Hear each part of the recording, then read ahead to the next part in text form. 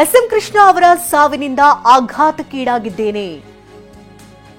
CM ಆಗಿ ರಾಜ್ಯ ಕೇಂದ್ರ ಸಚಿವರಾಗಿ ಅವರ ಸೇವೆ ಅನುಪಮವಾದಂಥದ್ದು.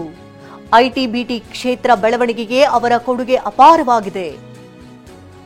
ಕೃಷ್ಣ ಅವರು ಮುತ್ಸದ್ದಿ ರಾಜಕಾರಣಿ, ಅಜಾತಶಸ್ತ್ರವಾಗಿದ್ರು. ನಾನು ಕಾಂಗ್ರೆಸ್ ಸೇರಿದ್ದ ವೇಳೆ ಮಾರ್ಗದರ್ಶಕರಾಗಿದ್ರು ಅಂತ ಹಲವು ನಾಯಕರು ಹೇಳ್ತಾ ಇದ್ದಾರೆ. ಜೊತೆಗೆ ಕೃಷ್ಣ ಅವರ ದೂರದರ್ಶಿತ್ವ, ಶಿಸ್ತುಬದ್ಧ ಜೀವನ ಇದೆಲ್ಲವನ್ನ ಕೂಡ ನಾಯಕರು ಕೊಂಡಾಡ್ತಾ ಇದ್ದಾರೆ. ಸಜ್ಜನಿಕೆಯ ನಡವಳಿಕೆಯ ರಾಜಕಾರಣಿಯಾಗಿದ್ರು ಅಂತ ಹಲವು ನಾಯಕರಿಗಾಗಲೇ ಟ್ವೀಟ್ ಮಾಡ್ತಾ ಇದೆ. ಇದು ಸಿಎಂ ಸಿದ್ದರಾಮಯ್ಯನವರ ಟ್ವೀಟ್ ನಾವೇನು ಗಮನಿಸ್ತಾ ಇದ್ವಿ.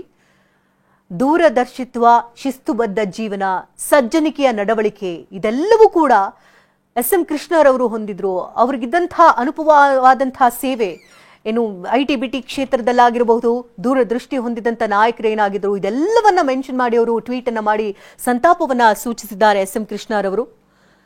ನೀವೊಂದು ಬದಿಯಲ್ಲಿ ಗಮನಿಸ್ತಾ ಇದ್ದೀರಿ. ರಾಜ್ಯದ ಮುಖ್ಯಮಂತ್ರಿ ಎಸ್ಎಂ ಕೃಷ್ಣ, ಮಾಜಿ ಮುಖ್ಯಮಂತ್ರಿ ಎಸ್ಎಂ ಕೃಷ್ಣ ಅವರ ಸಾವಿನಿಂದ ಆಘಾತಕ್ಕೀಡಾಗಿದ್ದೇವೆ ಅನ್ನುವಂಥ ಬರಹಗಳನ್ನು ಅಲ್ಲಿ ಬರೆದುಕೊಂಡು ಸಂತಾಪವನ್ನ ಸೂಚಿಸಿದ್ದಾರೆ. ಕೇಂದ್ರ ಸಚಿವರಾಗಿದ್ದಂಥವರು, ಮುಖ್ಯಮಂತ್ರಿ ಆಗಿದ್ದಂಥವರು, ರಾಜ್ಯಪಾಲರಾಗಿದ್ರು, ಸ್ಪೀಕರ್ ಆಗಿದ್ರು, ಜೊತೆಗೆ ಹಲವು ಹುದ್ದೆಗಳನ್ನು ನಿಭಾಯಿಸಿದಂಥವರು.